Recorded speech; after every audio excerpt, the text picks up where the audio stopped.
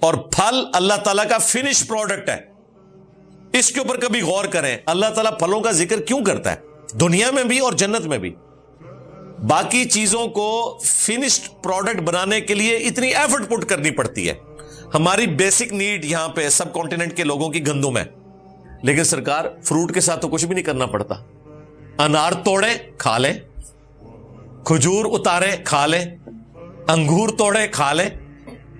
Finished product ہے fruit, value addition کوئی کرنی نہیں پڑتی, قدرت نے تیار کر کے آپ کو دیا ہوا ہے.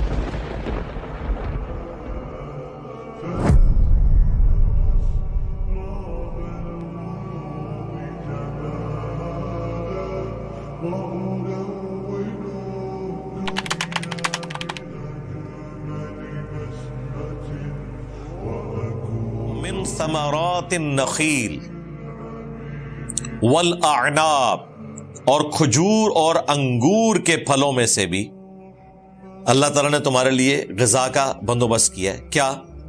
تتخذون منہ سکرا, اس میں سے تم اس کی نبیذ تیار کرتے ہو, جوس تیار کرتے ہو, اس کا رس نچوڑتے ہو. ورزقا حسنا, اور اس میں تمہارے لیے اچھا رزق بھی ہے. کھجور کے ساتھ جو عربی لاڈ کرتے ہیں نا, ہمارے عجم کے لوگوں کو تو پتہ ہی نہیں. وہاں کو کھجور کا حلوہ بھی ملے گا, کھجور کا ملک شیک بھی ملے گا, کھجور میں سے وہ گٹھلی نکال کے اس میں بادام بھی ڈالیں گے. کیا کیا نخرے اٹھاتے ہیں وہ کھجور کے. اور کھجور کا درخت بھی جو ہے نا میرے بھائی, یہ درخت اتنا مشکل سے پروان چڑھتا ہے, پہلی دفعہ یہ تقریباً 15 سال کے بعد جا کے فروٹ دیتا ہے کھجور کا درخت. پھر اس کی جو وہ کیاریاں ہوتی ہیں, جس طریقے سے اس کی حفاظت کرتے ہیں, بڑا یونیک درخت ہے. ریگستان کے اندر اللہ تعالیٰ نے اس کے اوپر فروٹ لگا دیا, اور کتنی بلندی کے اوپر, اور پھر سال ہا سال وہ پھل دیتا رہتا ہے. ایک بیج آپ نے بویا تھا اور ہر سال آپ ہزاروں کلو گرام اس کے اوپر سے کھجوریں اتارتے ہیں. اور کیا ٹیسٹ ہے. یہ تو جب حج اور عمرے کا سلسلہ زیادہ شروع ہوا ہے اور ہمارے پاس مکے اور مدینے کی کھجور آئی ہے نا, تو ہم نے کھجور کو سیریس لینا شروع کیا. ورنہ ہمارے ہاں یہاں جو کھجوریں بکتی تھیں, اس سے تو کھجور کے لیے کبھی بھی ہمارے دل میں کوئی اچھے جذبات نہیں پیدا ہوئے کہ یہ کوئی فروٹ ہے. لیکن جب مکے مدینے کی وہ کھجوریں اجوا, مبروم, لبئی کھجور جب آنا شروع ہوئی ہے, وہ آپ ایک کھجور کھائیں, وہ کھجور بتاتی ہے کہ ایک پرفیکٹ غذا ہے, اور ہاتھ ہی نہیں رکتا. اب پاکستان میں بھی انہوں نے اس کو کاشت کرنا شروع کیا, سندھ کے اندر, جنوبی پنجاب میں, یہاں پہ بھی لگنی شروع ہوگی ہے کھجور. لیکن جو کھجور عرب کے علاقوں کی ہے یا ریگستانی علاقوں کی, عراق کے اندر, عرب ملکوں کے اندر, وہ والا ٹیسٹ ادھر نہیں ہے. لیکن پھر بھی وہ گٹھلی یہاں لگا کے جو ہم فروٹ حاصل کر رہے ہیں, کیا کمال چیز ہے. ابھی تو آپ تجربہ کریں, فروٹ چاٹ کے اندر کبھی اس کھجور کو کاٹ کے ڈال لیں, اس کا ٹیسٹ فیل کریں. اس کے اوپر ملائی ڈالیں, اس کے اوپر پنیر ڈالیں, آپ کو کھجور اپنا ٹیسٹ دے گی. اس کا ملک شیک بنائیں, صرف عام حالت میں کھجور کھانا وہ بھی ٹیسٹ ہے. پھر اس کی نبیذ بھی ملتی ہے, یعنی وہ نشہ نہ کرنے والی, آپ سمجھ لیں شراب, جس طرح آب جو ہوتا ہے, کھجور کی بھی ہوتی ہے اس طرح کی. وہ سنت ہے, صحابہ اکرام پیتے تھے. وہ شراب نہیں ہوتی ہے, وہ شراب کا لفظ پینے والی چیز کے لیے عربی میں استعمال ہو جاتا ہے, وہ نبیذ ہوتی ہے. کمال چیز. اور انگور کا بھی جوس نکلتا ہے. وہ جب ایک بری فارم میں اسے آپ خراب کرتے ہیں وہ شراب بن جاتا ہے, لیکن انگور کا جوس جب نکالا جاتا ہے تازہ انگوروں کا, کمال چیز ہے. فروٹ چاٹ میں انگور کو ڈالیں, ڈائریکٹ انگور کھائیں. اگر آپ نے وہ کھٹے انگور کھائے ہوئے ہیں تو ظاہر ہے پھر انگور کے لیے کوئی اٹریکشن نہیں. لیکن اگر آپ نے یہاں ہمارے کوئٹہ میں سندرخانی جو انگور ہوتا ہے اس کا کیا ٹیسٹ ہوتا ہے, اس طریقے سے کابل سے, ایران سے وہ موٹے والا ٹافی انگور آتا ہے, کیا ٹیسٹ ہوتا ہے. وہ تو پورے کا پورا انگور ایک پورا نوالا ہوتا ہے, جب آپ کھاتے ہیں اس کا ٹیسٹ فیل کرتے ہیں. تو اللہ تعالیٰ نے یہ سارے کا سارا رزق رکھ دیا ہے. اس میں ایک شربت والا معاملہ ہے, کیونکہ اگلے زمانوں میں تو ظاہر ہے کہ آپ کے پاس چینی والا معاملہ کوئی نہیں ہوتا تھا. گنا بھی ہمارے ان علاقوں میں پایا جاتا ہے, ان علاقوں میں گنا نہیں ہوتا تھا کہ جس سے کوئی اس طریقے سے گڑ نکال لیں یا اس طرح کے معاملات. تو عرب ملکوں میں تو کھجور کے ذریعے وہ جو میٹھا جسے ہم کہتے ہیں نا کہ میٹھا ہو جائے کچھ، وہ یہی کچھ ہوا کرتا تھا. یہ تو چینی جب بیماری آئی ہے نا تو سویٹس کی دکانیں کھلنی شروع ہوئی ہیں، اور مجھے تو سخت نفرت ہے یہ جو سویٹس والا معاملہ ہے. انہوں نے آ کے نیچر کو ریپلیس کیا ہے. ورنہ پہلے لوگ کسی کے گھر فروٹ لے کے جاتے تھے، اب لوگ مٹھائیاں لے کے جاتے ہیں. یہ مٹھائی ایکویلنٹ ٹو فروٹ بنائی گئی ہے.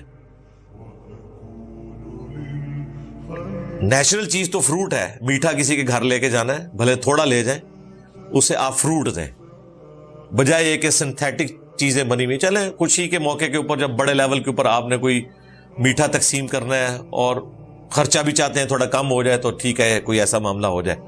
ادروائز تو فروٹ کے ہوتے ہوئے سویٹس کی دکانیں نہیں ہونی چاہیے. سویٹس کی دکانیں جو ہیں وہ اصل میں پھلوں کی دکانیں ہیں اگر دیکھا جائے، اور پھل اللہ تعالیٰ کا فنش پروڈکٹ ہے. اس کے اوپر کبھی غور کریں اللہ تعالیٰ پھلوں کا ذکر کیوں کرتا ہے دنیا میں بھی اور جنت میں بھی. باقی چیزوں کو فنشڈ پروڈکٹ بنانے کے لیے اتنی ایفرٹ پٹ کرنی پڑتی ہے. ہماری بیسک نیڈ یہاں پہ سب کانٹیننٹ کے لوگوں کی گندم ہے، یہ ہمارا مسئلہ ہے. دوسرے ملکوں میں کہیں پہ چاول ہے، کہیں پہ سی فوڈ ہے، کہیں پہ آلو ہے. ہم ذرا گندم شوق سے کھاتے ہیں. گندم کو روٹی تک پہنچانے کے لیے کیا کیا پاپڑ بیلنے پڑتے ہیں آپ کو.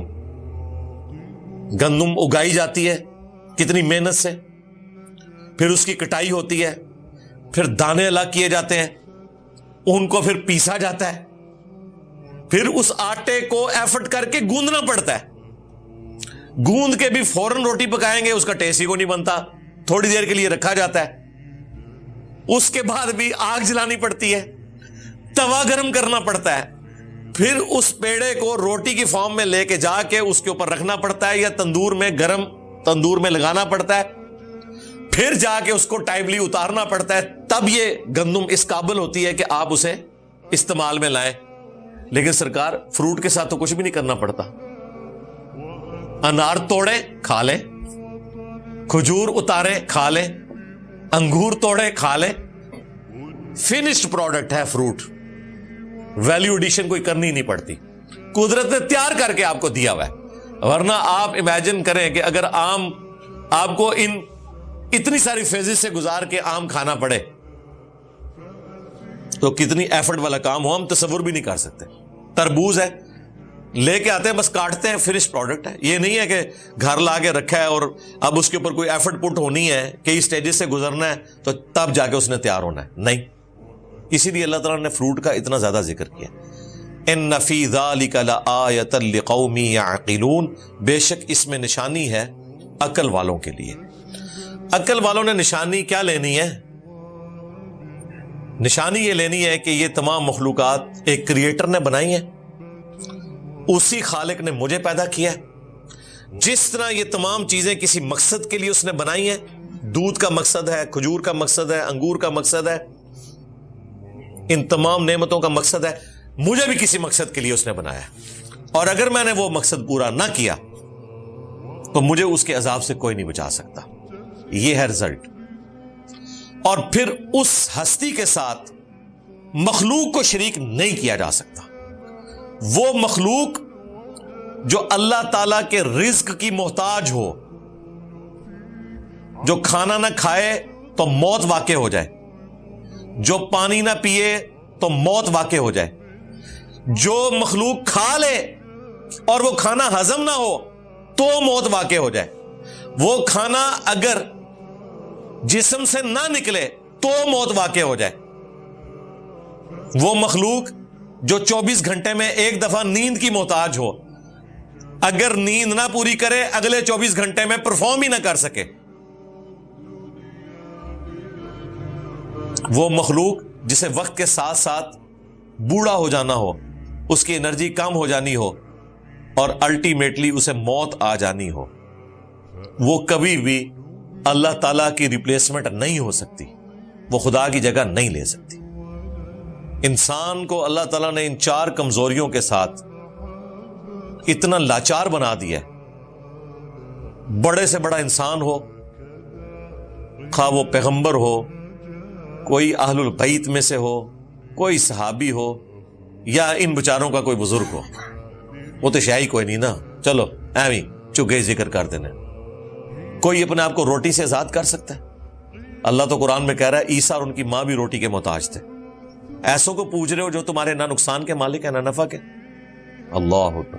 پوجنے کی بھی نفی ہوئی اور مشکل کشا ہونے کی بھی نفی ہوئی. یہاں پہ لوگ کہتے ہیں ہم تو نہیں بابوں کو پوج رہے. اللہ نے صرف پوجنے کی نفی نہیں کی, کہا یہ نفع نقصان کے مالک بھی نہیں.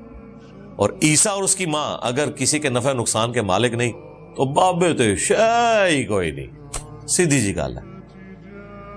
4 کمزوریاں روٹی کا محتاج کر دی ہے, وہ کسی بھی فارم میں ہو, کھانا. دوسری کمزوری ٹوائلٹ, ہاں جی. تیسری کمزوری نیند, اور چوتھی سب سے بڑی موت. یہ 4 کمزوریاں اگر دور کر دیں کسی انسان کو خدا کی حاجت ہی نہیں رہتی. انسان پھر ٹھیک ہے, چاہے وہ دعویٰ خدائی کرے, دعویٰ پیغمبری کرے, اسے کوئی فرق نہیں پڑتا. 4 کمزوریاں بس دور کر لے اپنی, کہ وہ کھانے پینے کا محتاج نہ ہو, نیند کبھی نہ آئے, اور ٹوائلٹ والا مسئلہ نہ ہو, کوئی بدحالی نہ ہو, بڑھاپا بھی, یہ ساری چیزیں اس میں شامل کر لیں, اور آخری چیز موت نہ آئے.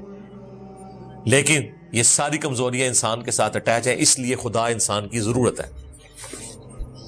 اور مزے کی بات, جنت میں آپ کو یہ ساری خوبیاں مل جانی ہیں. جنت میں جو نعمتیں ہیں وہ زندہ رہنے کے لیے نہیں ہیں, ٹیسٹ کے لیے. جتنا مرضی کھائیں. بخاری مسلم میں ہے کہ ایک خوشبودار ڈکار آئے گی, سب کچھ ختم. ٹوائلٹ جانے کی بھی تکلیف بھی نہیں اٹھانی پڑے گی ایک ڈکار کے ساتھ. اور آپ کی خواہش ہے کہ میں یہ بھی کھاؤں, کھائیں. دنیا میں تو تھوڑی دیر کھانے کے بعد انسان اکتا جاتا ہے پیٹ بھر کے, ادھر کوئی نہیں ہے. پیٹ بھرے یا خالی رہے بھوک نہیں آپ کو لگے گی, ٹیسٹ کی وجہ سے کھائیں گے.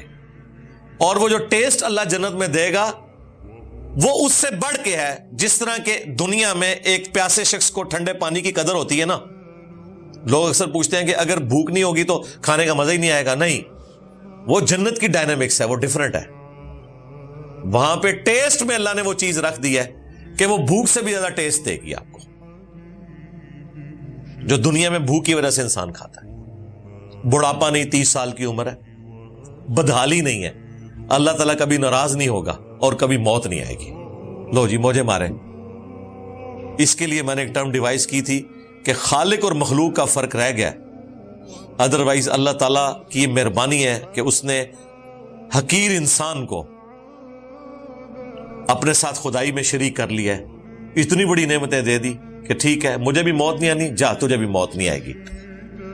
میرا حکم بھی چلتا ہے, جا تیرا حکم بھی چلے گا. اتنی جنت کے اندر بدحالی تجھے نہیں آئے گی. خالق اور مخلوق کا فرق وہ اپنی جگہ ہے. چند سالوں کی زندگی دے, ہمیشہ کی زندگی حاصل کر لے. جو مسلم شریف میں حدیث ہے کہ دنیا اور آخرت کی مثال ایسے ہے جیسے کوئی شخص انگلی ڈبوئے سمندر میں, تو جو پانی لگے گا یہ دنیا ہے اور سمندر آخرت ہے. یہ نبی الاسلام کا فرمان. یہ اتنی کھول کھول کے باتیں بیان کی گئی ہیں کہ ہم تفکر نہیں کرتے. اگر تفکر کریں اور ان باتوں کو ویسے ہی سمجھیں جس طرح 2+2=4 سمجھتے ہیں, تو انسان تو یقین کریں ایک حدیث سے ہی آگے نہیں جا سکتا, تصور نہیں کر سکتا کہ اتنے بڑے درخت کہ 100 سال تک ایک گھوڑ سوار گھوڑا دوڑاتا رہے تو اس درخت کے سائے سے باہر نہ نکلے. یہ جنتیوں کو ایک درخت کی بات ہو رہی ہے. یہ باتیں ہمارے بزرگوں کو کبھی سمجھ آ ہی نہیں سکتی تھی. صحابہ تابعین کا ایمان بالغیب تھا, لیکن آج ہمیں سائنس نے بتا دیا ہے کہ کائنات کی چوڑائی کتنی ہے. ابھی جو اس وقت تک دریافت ہوئی ہے 93 بلین لائٹ ایئرز, 93 ارب سال تک روشنی چلتی رہے. اتنی تو کہہ رہے ہیں جی ہم نے یعنی ایسٹیمیٹ کر لیا, اس سے بڑی بھی ہو سکتی ہے. یہ بھی آپ کو لیٹسٹ فگر بتا رہا ہوں, 93 ارب سال روشنی چلے. اور روشنی کس طرح چلتی ہے؟ روشنی بھائی گھوڑے کی رفتار سے, جہاز کی رفتار سے نہیں چلتی. روشنی زمین کے 7 چکر کاٹ لیتی ہے 1 سیکنڈ میں. 40,000 کلومیٹر ہے سرکمفرنس, 3 لاکھ کلومیٹر 1 سیکنڈ میں. روشنی 1 سیکنڈ میں 3 لاکھ کلومیٹر چلی جاتی ہے, 1 سیکنڈ میں. آپ ایک دن کی کیلکولیشن کریں تو آپ کا چھوٹا موٹا کیلکولیٹر تو فیل ہو جائے گا کہ ایک دن میں روشنی کہاں پہنچ جائے گی. ایک سال میں جہاں پہنچ جائے گی نا وہ 1 لائٹ ایئر ہوتا ہے, اور 93 بلین لائٹ ایئرس. میں کہتا ہوں جی 93 لائٹ ایئرس بھی ہوتے ہیں نا, وہ بھی نہیں مزہ امیجن کر سکتا. 93 ارب لائٹ ایئرس, اور 1 ارب اتنا فگر ہے کہ اگر آپ 24 گھنٹے گنتی گنے نا تو 25 سے 30 سال چاہیے 1 ارب پورا کرنے کے لیے. تو اب آپ اندازہ کر لیں, یہ اللہ تعالیٰ نے اتنی بڑی کائنات رکھی ہے. تو آپ سمجھ آتی ہے کہ واقعی یار 100 سال تک گھوڑا دوڑا لے, گھوڑا روشنی کی رفتار سے تو نہیں چلے گا. گھوڑے نے 100 سال میں جتنا فاصلہ طے کرنا ہے, روشنی نے تو وہ 5 منٹ میں طے کر لینا ہے. تو واقعی اتنی بڑی ہے کائنات بالکل. اور یہ وہ ہے جو ابھی دریافت ہوئی ہے, اور ابھی سائنٹسٹ ہمیں یہ بتا رہے ہیں کہ دنیا میں سمندر کے کناروں پر ریت کے جتنے ذرے ہیں نا یہ کم ہیں, پلینٹس اس سے زیادہ ہیں. آپ تو ایک دریا کے, ایک شہر کے ایک چوراہے پہ کھڑے ہو کر اگر ایک مٹھی اٹھائے نا ریت کی, وہ نہیں گن سکتے. دنیا میں جتنے ساحل سمندر کی ریت ہے اس کو کوئی کیلکولیشن کر سکتا ہے؟ پاکستان کو صرف 700 کلومیٹر سمندر لگتا ہے, اور پاکستان کا تو ایریا دیکھا جائے تو کچھ بھی نہیں ہے. 700 کلومیٹر کی ریت, اس کا ایک ایک ذرہ گنے. یہ سائنٹسٹ کہہ رہے ہیں کہ یہ کم ہے, کائنات میں ستارے اس سے زیادہ ہیں. تو اب آپ کو سمجھ آ جائے گی بخاری مسلم کی حدیث کے آخری جنتی کو بھی 10 پلینٹ ارتھ ملیں گے, کوئی مشکل نہیں. 10 پلینٹ ارتھ, 10 گنا جنت. یہ سب سے آخر میں جو لاکھوں سال کے بعد جہنم کا عذاب بھگت کے نکالا جائے گا. یہ اس کی بات نہیں ہو رہی ہے کہ جو بغیر حساب و کتاب کے جائے گا, نہ, یا حساب و کتاب کے بعد تھوڑی سی نیکیاں زیادہ ہوگی. وہ بالکل آخر میں جو بخاری مسلم میں ہے کہ اس کے پلے سوائے ایک نیکی کے کوئی نہیں ہوگی کہ اس نے زندگی میں ایک دفعہ لا الہ الا اللہ پڑھا ہوگا, بس قانوناً وہ خدا کے ماننے والا ہوگا, باقی اس کے پلے کوئی نیکی نہیں ہوگی. اسے بھی 10 گنا جنت مل جانی ہے. تو یہ کائنات اللہ تعالیٰ نے اتنی بڑی بنائی ہے. اللہم انا نسألک جنت الفردوس مع النبیین والصدیقین والشہداء والصالحین. محنت کرنی ہے تو جنت الفردوس کے لیے کرنی ہے, پیغمبروں کے ساتھ. اس سے نیچے کے لیے محنت ہی نہیں کرنی بھائی. ہاں, کیونکہ یہ ایک بار ہی آپ کا چانس لگنا ہے. جنت میں جا کے کوئی جنت الفردوس میں نہیں جا سکتا. جو کچھ کمانا ہے آپ نے وہ یہاں سے کما کے جانا ہے.